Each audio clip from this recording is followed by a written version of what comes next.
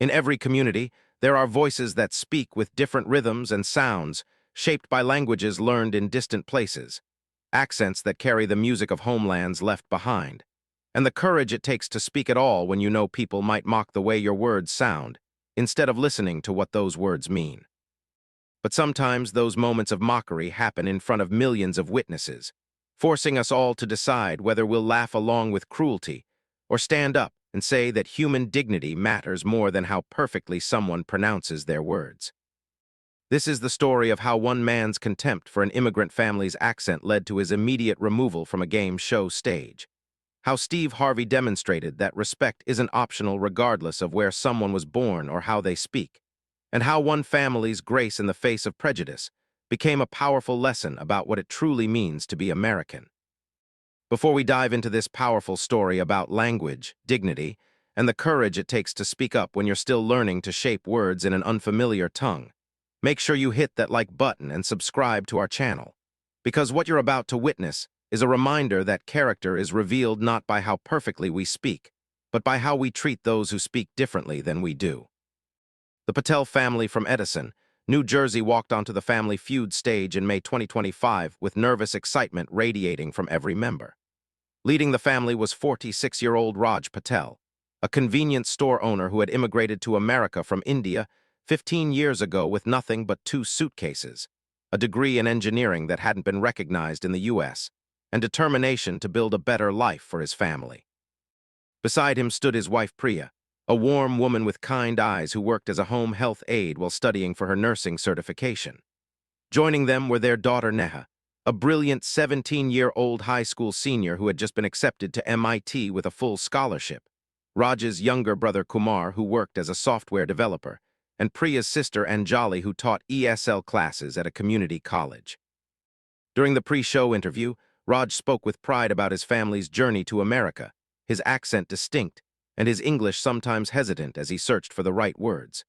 He talked about leaving a comfortable middle-class life in Mumbai to pursue opportunities in America, about the shock of having his engineering credentials not transfer, about working 3 jobs, initially including driving a taxi and stocking shelves, before saving enough to buy his small convenience store.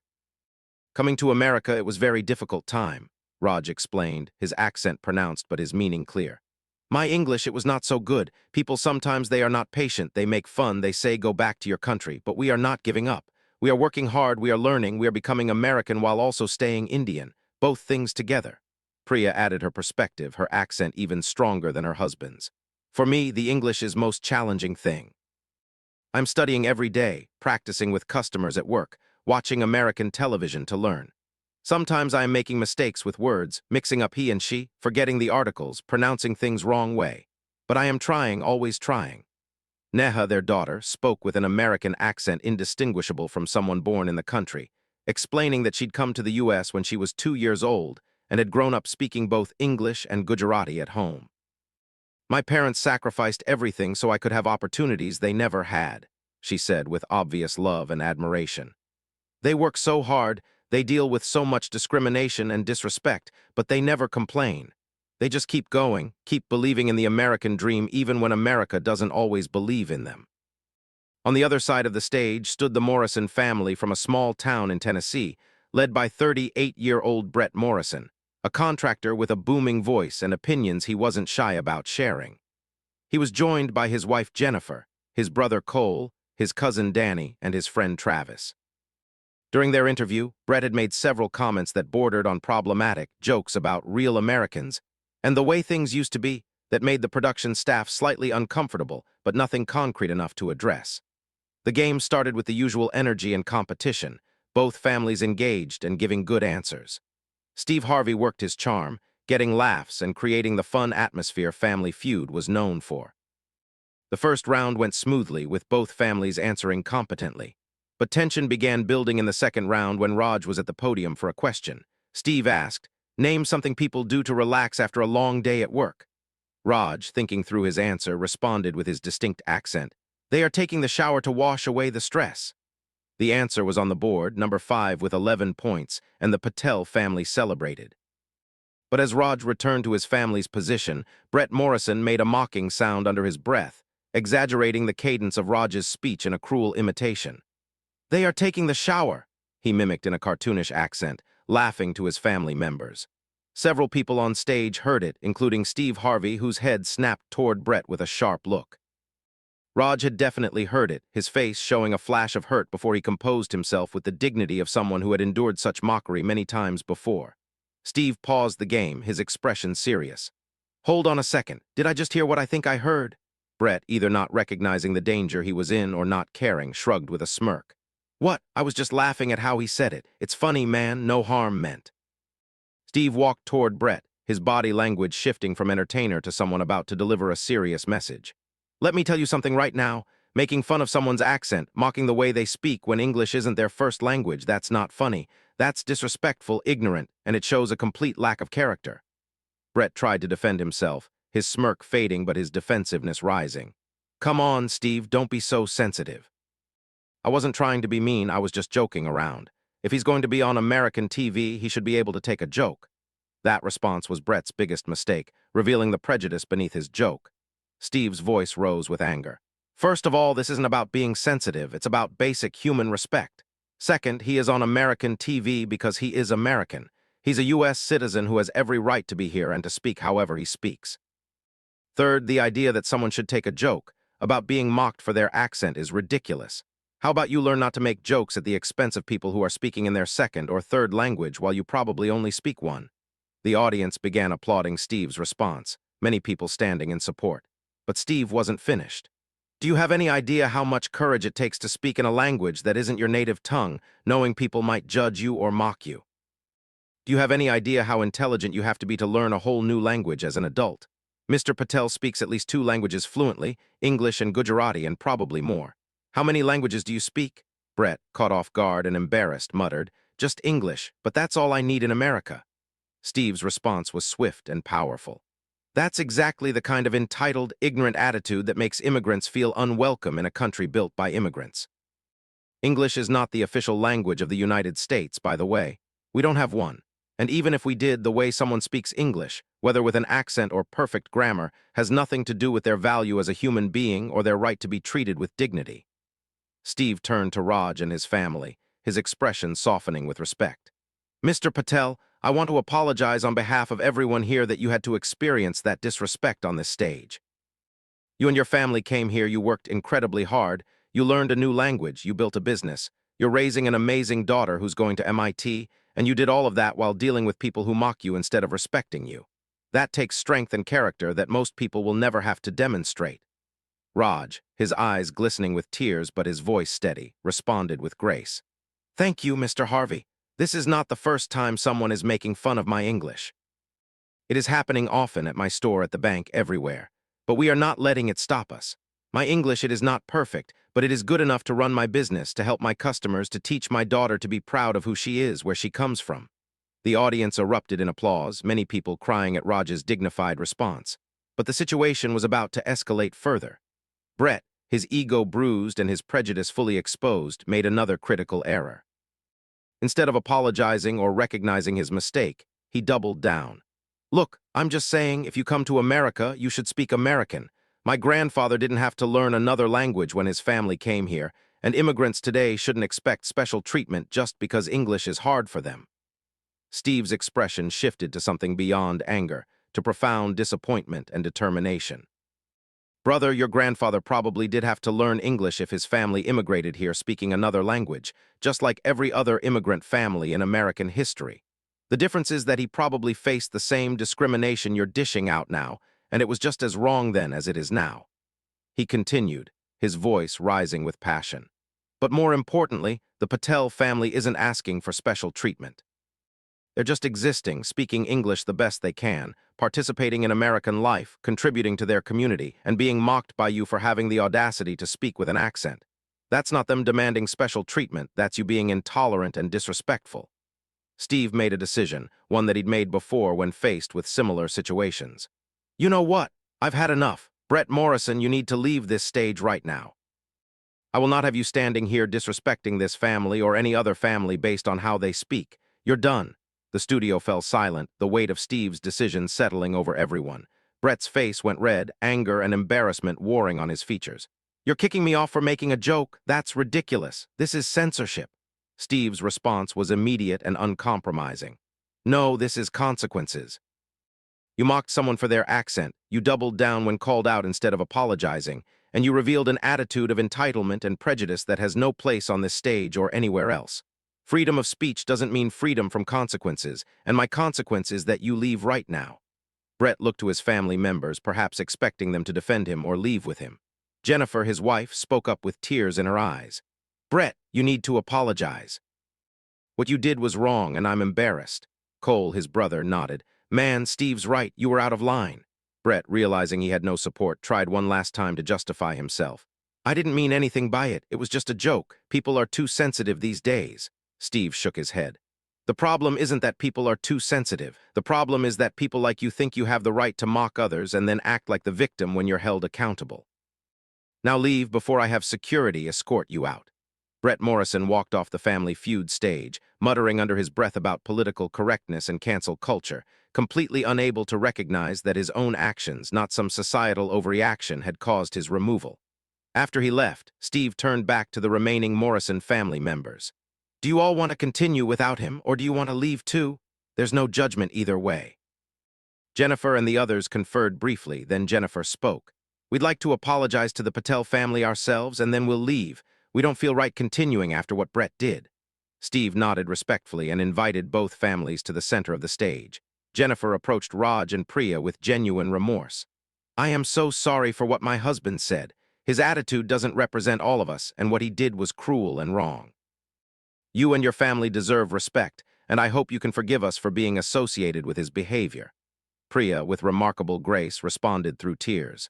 Thank you for saying this. We are accepting your apology. We are knowing that not all Americans are thinking like your husband. Many people are kind to us, are patient when we are speaking, are helping us to learn. It is only some people who are making it difficult. Morrison family members each apologized individually, then quietly left the stage. The Patel family stood there, emotional and visibly shaken, but also clearly touched by the support they'd received. Steve asked them if they wanted to take a break or continue, and after a family discussion in rapid Gujarati, Raj turned to Steve with determination. We are continuing. We are not letting one person's rudeness to stop us.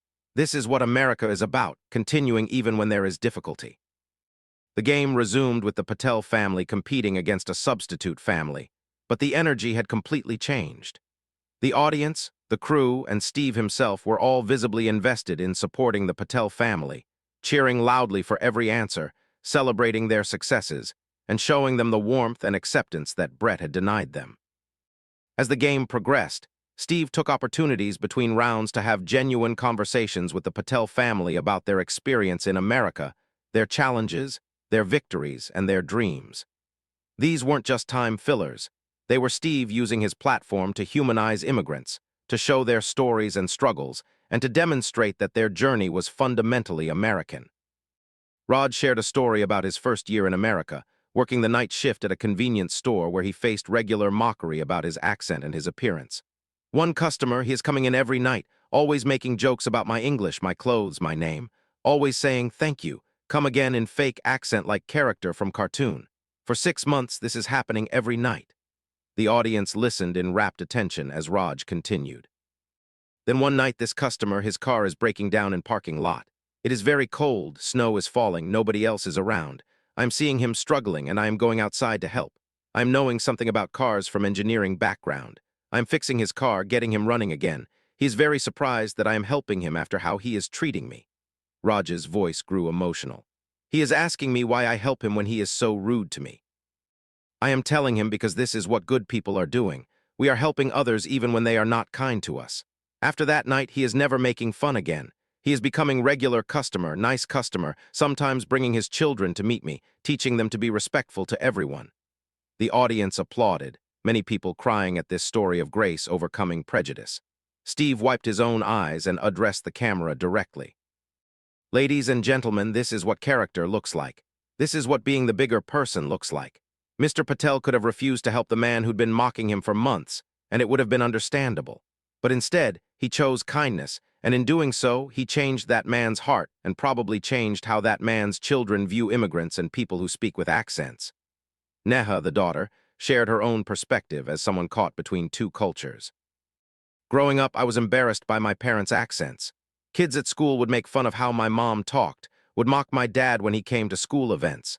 I went through this phase where I didn't want them to speak English in public, where I'd translate for them even when they didn't need me to, where I tried to distance myself from being Indian because I wanted to fit in and be seen as American. She continued, tears flowing.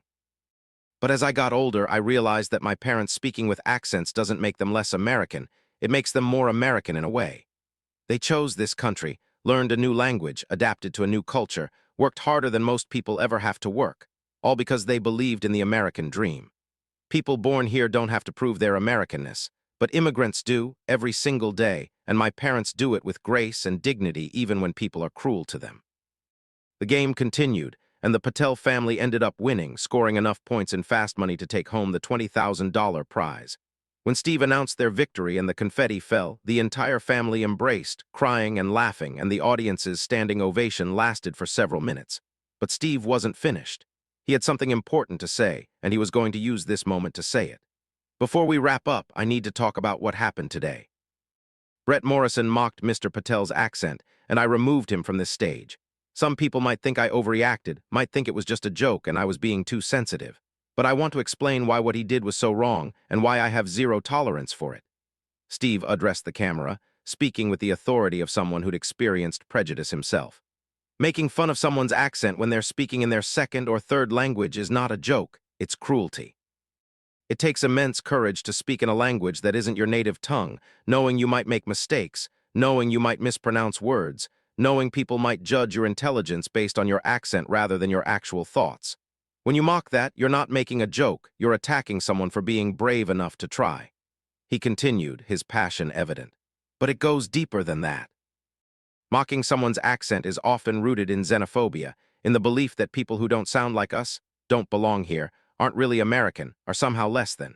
It's a way of othering people, of making them feel unwelcome in a country that was literally built by immigrants who spoke hundreds of different languages. Steve shared statistics that many people didn't know. There are over 67 million people in the United States who speak a language other than English at home. 67 million. That's about 20% of the population. These are Americans, citizens, residents, people who contribute to this country in countless ways, and many of them speak English as a second or third or fourth language. They work in our hospitals, run our businesses, teach our children, serve in our military, and contribute billions to our economy. And many of them face daily mockery and discrimination because of how they speak. He turned back to the Patel family. This family represents the best of what America is supposed to be.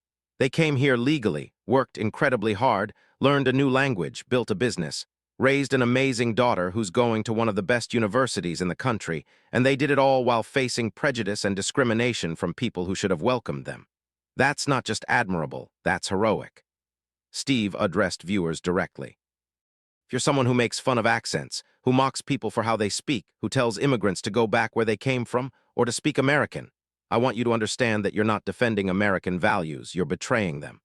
America's strength has always been its diversity, its ability to welcome people from everywhere and weave their cultures and contributions into the American tapestry. When you attack someone for speaking with an accent, you're attacking what makes America great.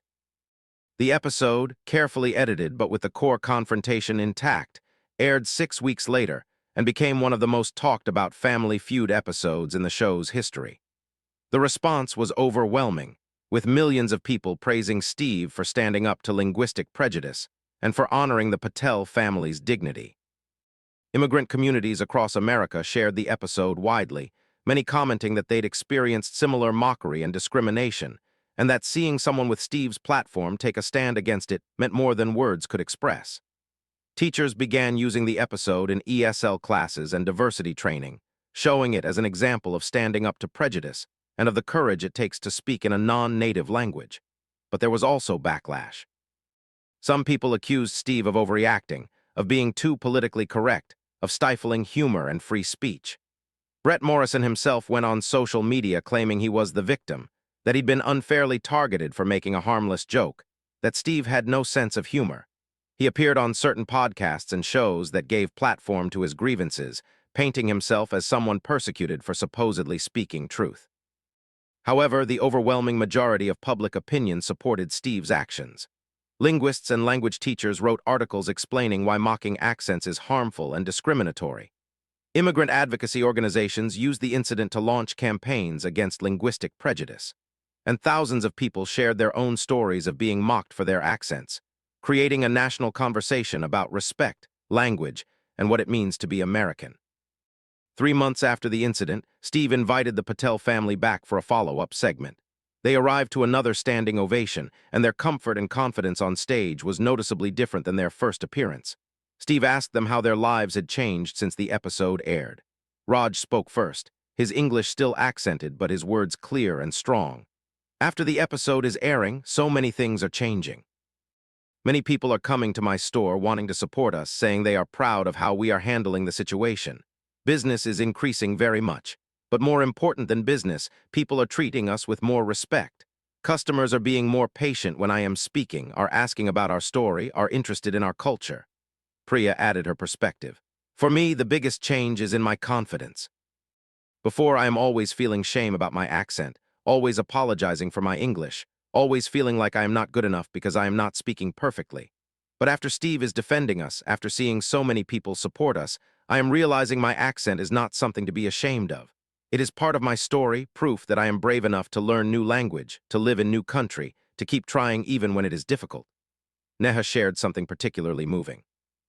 After the episode aired, I got messages from hundreds of other kids of immigrants, people who'd felt embarrassed by their parents' accents like I had, who tried to distance themselves from their culture.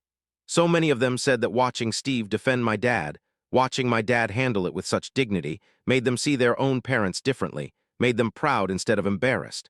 That might be the most important impact of all of this. Steve asked if they'd heard from Brett Morrison at all.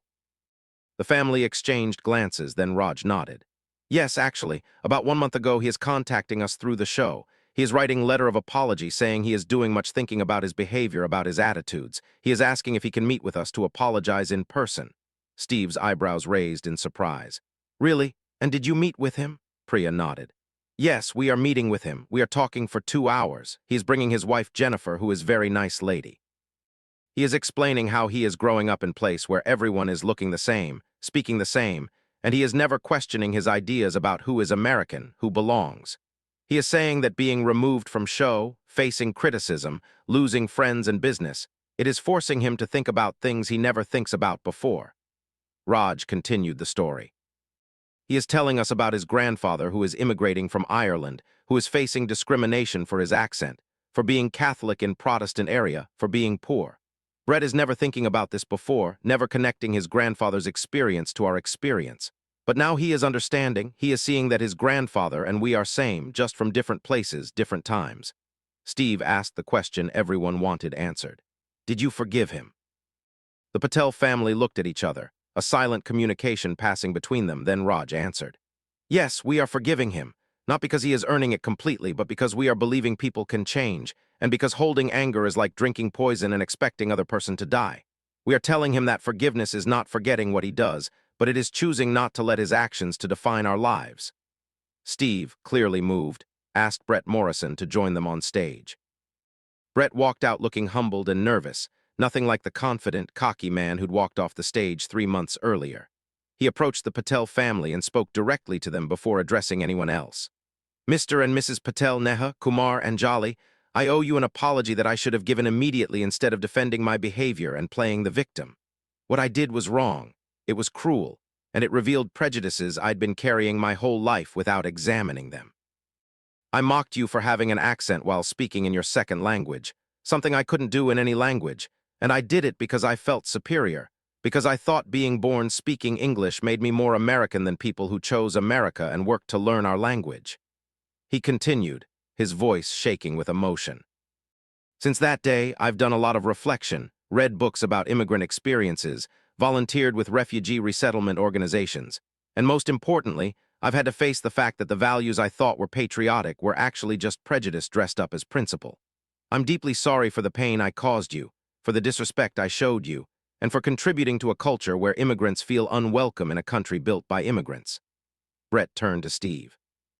And Steve, I need to apologize to you too. You did the right thing by removing me from that stage. At the time, I thought you were being oversensitive and politically correct. but you were being decent and standing up for people who deserved respect.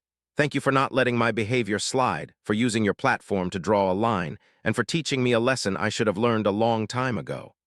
Steve accepted the apology with a nod, then addressed Brett directly. "I appreciate you taking accountability and doing the work to change. That's not easy, especially when it requires admitting you were wrong and examining beliefs you've held your whole life. But I want to be clear about something. This isn't about me forgiving you or even about the Patel family forgiving you, though they've shown you more grace than you probably deserved. This is about you proving through consistent action over time that this change is real and lasting." Steve turned to the camera with an important message. "Everybody watching needs to understand that saying sorry is the beginning, not the end.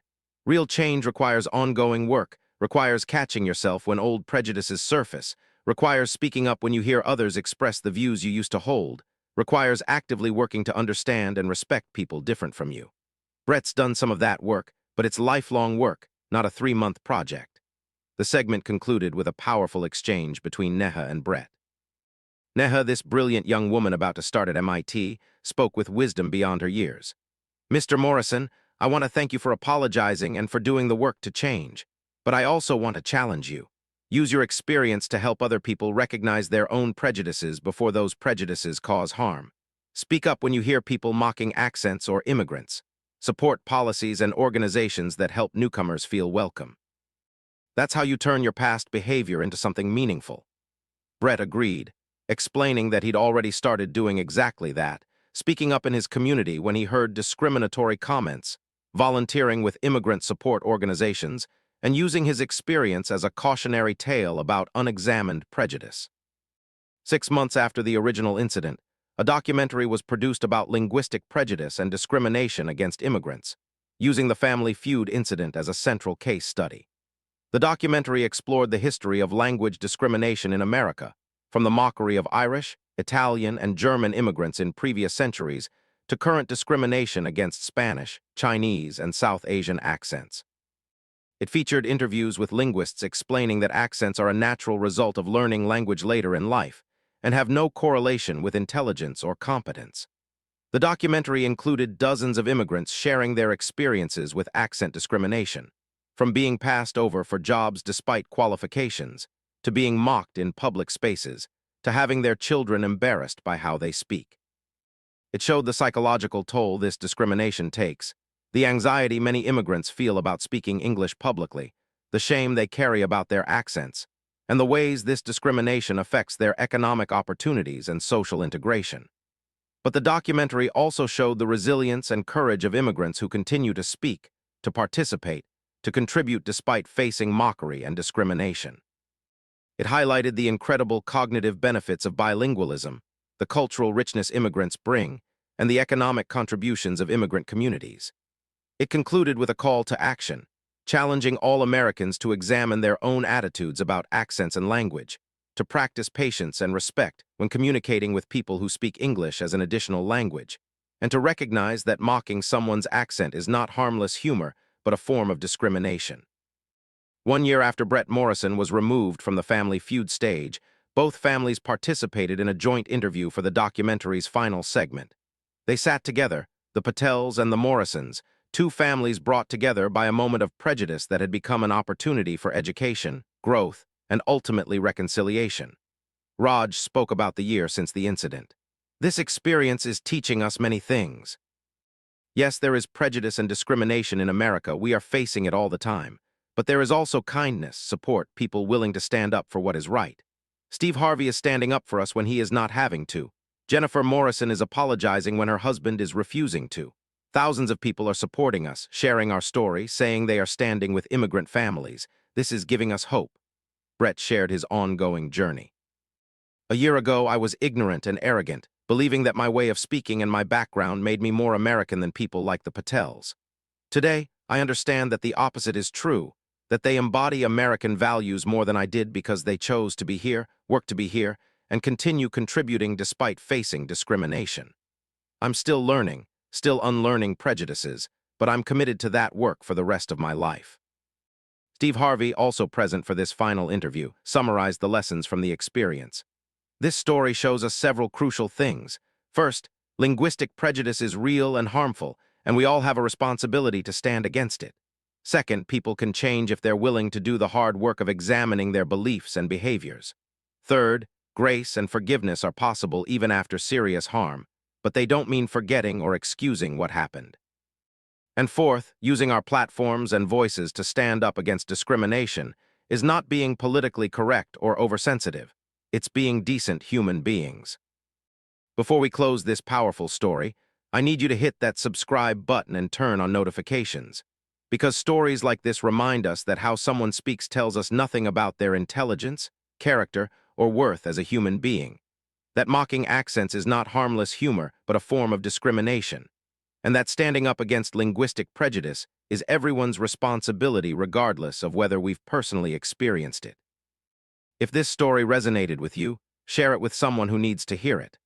Comment below about the importance of respecting all ways of speaking or about your own experiences with accent discrimination, either as someone who's experienced it or as someone who's witnessed it.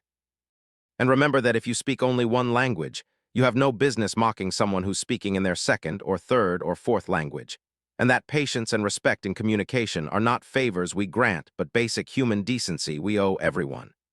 The Patel family came to America 15 years ago with dreams of opportunity and freedom, and they found both, but they also found prejudice and discrimination. Yet they persevered with dignity, grace, and determination, building successful lives while maintaining their culture and language. Their children are American in every sense, but they're also proudly Indian, proving that these identities aren't contradictory but complementary.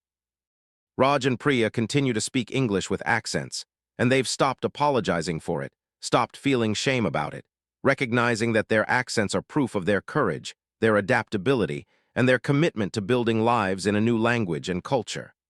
Brett Morrison learned a difficult but necessary lesson about prejudice, accountability, and change. His moment of cruelty became an opportunity for growth, but only because he was willing to do the painful work of examining his beliefs and behaviors rather than doubling down on defensiveness. His journey shows that change is possible, but requires humility, effort, and ongoing commitment. Steve Harvey used his platform to draw a line against discrimination, sending a clear message that linguistic prejudice is not acceptable and that immigrants deserve respect for their courage and contributions. His stand resonated with millions of people who'd experienced similar discrimination, giving voice to their experiences and validating their feelings. The story of what happened on that Family Feud stage is ultimately about dignity, respect, and the fundamental principle that all people deserve to be treated with kindness regardless of how they speak. It reminds us that America's strength has always been its diversity, that immigrants enrich our culture and economy, and that mocking someone for speaking with an accent is not patriotic or funny, it's simply cruel. The lesson is simple but profound. Listen to what people are saying, not how they're saying it, because character is revealed through words and actions, not through accent or pronunciation, and the content of someone's message matters infinitely more than the sound of their voice.